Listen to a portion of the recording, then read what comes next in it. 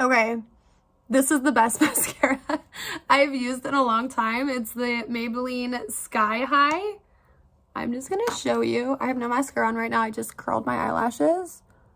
But every day I put this on and I just continue to be impressed.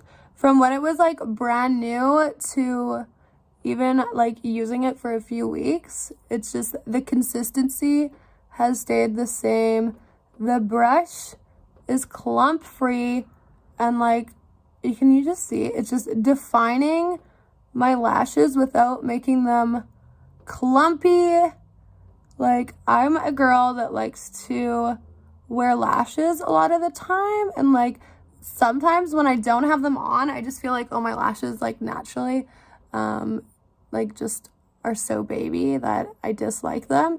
But since getting this mascara, I've been like totally comfortable skipping lashes and just doing that. Like, are you serious right now?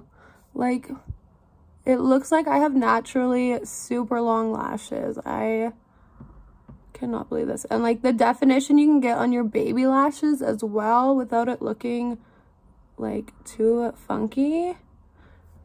I am obsessed, you guys. Love it. Get it. If you haven't tried it yet, like, you guys see how quick and easy that was. That was just one coat.